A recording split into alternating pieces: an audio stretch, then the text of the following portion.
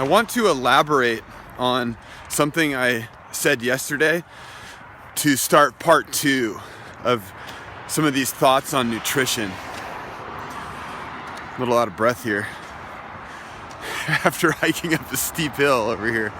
Not a long steep hill, but steep enough. And I was amped to talk about this a little bit. I mentioned yesterday that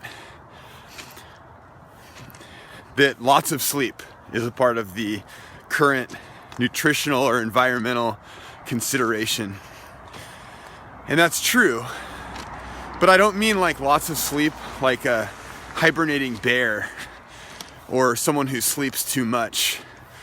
I mean lots of sleep like to give sleep its due respect, to give sleep its like as part of a deep, restorative, and balanced in relation to other things in our life kind of thing. That we are creatures who sleep, and as part of the reparation or part of the synthesizing of what goes on in our life, and that sleep is part of that process of synthesizing the material, the data, the information that comes into our life as part of the natural learning process. So that sleep's important, and as part of the sleep is important thing that we're also balancing like winding down time, quiescent aspects of our life. And for example, like, so I mentioned the bear box a couple times in some of these reflection videos, and the bear box is really a symbolic part of the deal, in that when the bear box comes into being, another name for it is dark 30. So when it's dark, when the sun's coming down, it's just opening up kind of another chapter of each day. And it's the chapter of really opening ourselves up, and I'm talking as a family, to family time, to playing games, maybe playing some hacky sack, eating dinner, just a general approach that's more relaxed and more engaged with each other. That we might have so many things during the day that occupy our attention in terms of busyness and just a different kind of nature to them. And then in the evening, when the sun goes down, it's that symbolic, okay, we're opening up that chapter right before sleep. And that gets us into a place where sleep is really going to be restorative and dreamy. And so we're opening up, Shaylin and I actually cultivated a life of not really watching TV long before we had bricks in our lives. And so it was very easy for us to maintain that. Like, we don't watch TV as a family. It's just not a part of our life. That said, we have movie night, which is something special to look forward to, and we do that once or twice a week. And it's not a specific night. It's really just kind of what we communicate. And we talk up during the week or during the weeks, like what nights might work for movie night. And then we hype it up and we celebrate it. And it's like, movie night!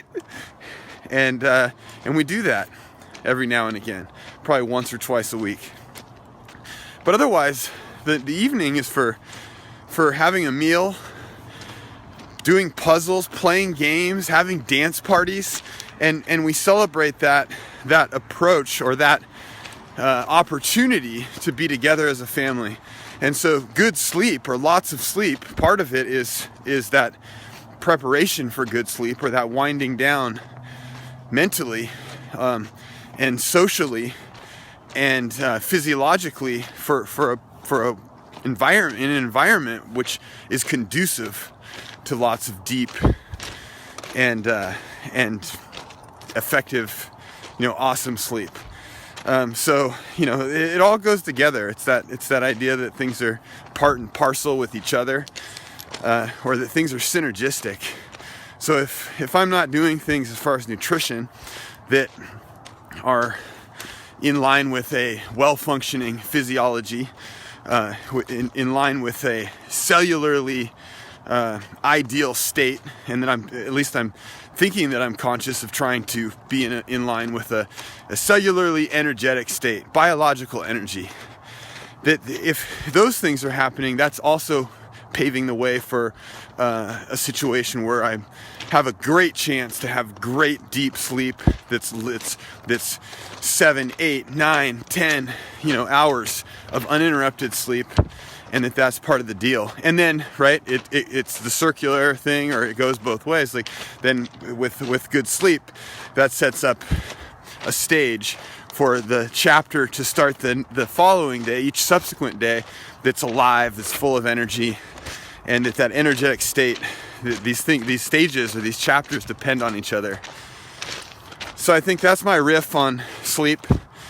That good sleep to me is a part of the overall process of being well, I guess. So maybe more on that later, I don't know. Kind of a tangent, perhaps, but I said that Shaylin and I, for many years, even prior to Brixton being a part of the family, being a member of the Butterworth clan, the Beehive, that we weren't really watching TV. Well, we actually celebrated, kind of in the same way we do movie night, we celebrated that opportunity some nights of the week to engage in some either Netflix shows or TV or movie events that we thought would be fun to have as an experience. And a couple of the TV shows we got into for some time, and I don't know why I feel compelled to riff on this, but a couple of the TV shows we really got into were one, American Horror Story, and the other one was Californication, and with David Duchovny. Both of those we thought were excellent writing, as far as the shows themselves and the dialogues, especially I thought Californication. I mean, the dialogue in that show, sometimes the script writing, God, I was blown away by. So speaking of writing, and that's something I'm into, I just personally thought it was amazing. And both those shows were captivating to us in a way that we wanted to continue watching them. At some point, maybe we will pick up. I know we watched all of what I think is available for Californication. And then American Horror Story, I think we have some left on the table, so to speak. And that might be fun to get into someday and finish that. But we enjoyed that. Okay, back to that idea of like a well-functioning metabolism. And then marrying that with like this idea this feeling inside me ever since I was like, I think I first maybe realized this in first grade age. So what was I, 6 years old or 7 years old? I used to draw pictures of these underground tunnels and lairs and labs and think of myself as a mad scientist. And I think that is something that I'm learning to accept now as I get quote unquote older in terms of my numerical biological age, or in terms of not my biological function, but in terms of just the number of years I've been on this planet, embracing that mad scientist in me at work, and always playing with things, questioning things, experimenting things, and being open to questioning prior principles I've thought were true, or belief systems, of course, that just shattered. Not all, I shatter so many prior belief systems that I used to hold dear in the name of continuing to learn, and that's something that's very alive in me, I think. And so taking this idea of like what's a well-functioning metabolism, and then marrying that with this like being a scientist of my own life, or at least thinking that I have that opportunity to do that and be that. And so a couple tangible things I look for, or I've been looking for lately, in terms of, okay, how do I know that my physiology might be functioning at a high level? Well, one actually is pooping regularly. That if I'm having regular bowel movements, that's a sign of a well-functioning gut and bowel system and digestive system. And I think I've heard that in Eastern Europe you will hear people talk about this from time to time. I don't know for a fact, I can't verify it personally, but that people will say if you're not having 1 to 2 full bowel movements a day, like there's something wrong with you and you need to get medical attention quickly. And so that's something that I look for in myself, that if I'm not pooping once or twice a day, full poops, that it's worth investigating, like why is that not happening? And although I can't, get pinpoint precisely ever anything, that kind of stuff, because there's so many variables, infinite variables. We try to do the best we can. It's like predicting the weather. We can get pretty close probably, but it's still a forecast. And Gary, I wonder about you with the forecast business. I'd be curious to pick your brain about that sometime and learn more about that rough science and what's involved in that. Because you're looking at patterns, I'm sure, and things that, you're looking at some data and putting things together to make a guess, like a good guess on what might happen. And so anyway, I feel that way, but am I pooping regularly? It's something that I think is a kind of a, we kind of know, like, yeah, I had that poop felt good, and that was a big poop, and it happened. Like I kind of know whether that happened or not. Another thing is like my body temperature. So like how I'm feeling throughout the day. Do my hands feel warm, especially when it's cool out? Does my body feel warm? Does my head feel warm? Do my feet, my toes feel warm?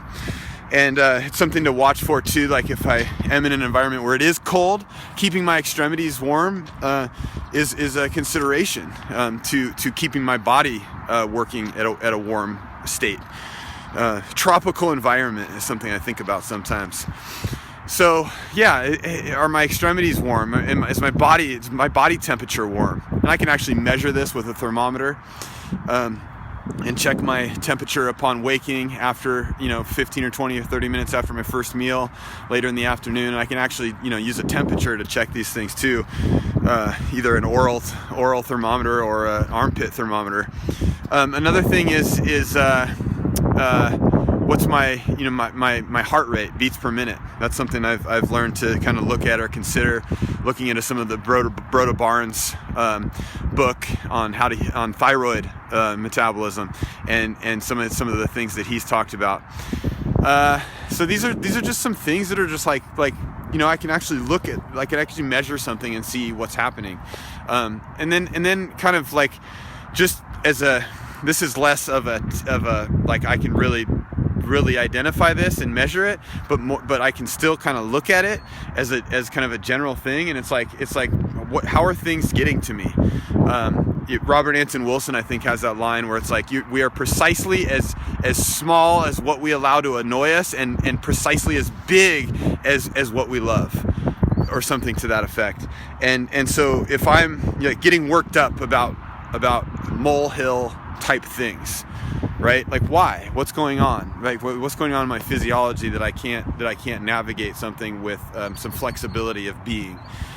So these are some things just off the top of my head that I might like look for or check in with in myself in my life, as far as are things functioning well. And then it becomes like, okay, checking in with those things, and then it's just like, okay, well, what am I doing? What are some things that I'm doing in my life, and what are some things I could be doing, and gauging that and swimming and navigating within these things. One last thing I think today that I wanted for part 2 of this nutrition and environment considerations of the current experiments, of the current experience that is quote unquote David Butterworth and family, and it's this idea of murdering nutrition. It's been resurfacing month to month lately, and it might materialize into like some writing on this subject, and it certainly contributed a lot of thinking. And it's this idea that and it came from an old Alan Watts essay. Maybe I'll link that if I can find it in PDF form or something. I'll link it in the notes. And it's this idea, it comes from that essay, and it's the idea that we can't get around murder in terms of eating. I think the title of the essay, I think, was Murdering in the Kitchen, or Murder in the Kitchen, I think. And it's this idea that whatever we eat, we have to kill or end its life in that form to then become a part of our life in this form. So for example, if I'm eating an orange, I am killing that organism as it was in that way, and to become a part of my life. And so there's an appreciation, I think, involved in this. If I am eating a broccoli leaf, or a broccoli, whatever you call those things, I'm eating something that was in some way alive and is still alive now in a different way as a part of me. And so I like to think of honoring that process. Sometimes I say thank you, thank you, thank you in my mind as I'm eating, and sometimes I forget, but sometimes when I remember, I say that, and it's like this idea of like, and that thank you, thank you, thank you brings me sometimes to a reflection of, like, for example, like if I'm eating the eggs that are on my plate, it's this, okay, thank you for, I presume, or I hope that those chickens were in an environment where they could roam free, and they were grazing and eating, you know, the out in nature, bugs and grass, and they had an environment that was happy. And then the farmer or the people who were involved in collecting those eggs, setting up, building a space for them to reside, collecting those eggs, packaging them, the delivery person who came and took those eggs from the farm to a store, the shelving man or woman or person who took those eggs to the aisle or the refrigerator section where those eggs are kept in a place where someone could buy them, the person who bought them, whether that was me or whether it was Shaylin or whomever, who got those eggs, the checker who we had a relationship with as we were checking, and to bring those eggs. And this reflection can happen, you know, in a matter of seconds. And I'm drawing it out a little bit, but it's this idea that we can visualize the process of what it took for these eggs to come to my plate, and then the person who cooked them, the effort and the energy and the peace that went into that cooking experience, and then the butter or the coconut oil or whatever was placed in that pan, and then the process where that came from, and just this coalition of elements and life that is a part of this bite, and I think about that sometimes, and it's I don't know, to me it's an important thought, an important reflection, and then the second element of murdering nutrition, if I continue writing about some of the thoughts that I've had, it's that there's another element, and it's that so much of what is propagated and pushed, and certainly there's a lot of propaganda around health, and it's there's so much, when you really dig into it, when I really dig into it, seems to be backwards stuff being fire hosed in from so many directions, right at the consumer.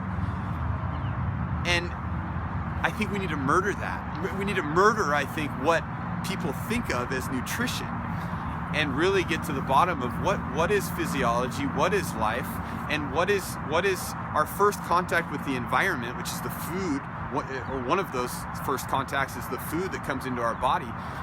What does that mean in terms of a well-functioning physiology, in terms of a well-functioning human to human existence, where we are relating to each other and to the earth, and so this idea of murdering nutrition, it's kind of twofold, and I thought it was important, if I'm talking about my current nutritional thoughts, that I allude to that. So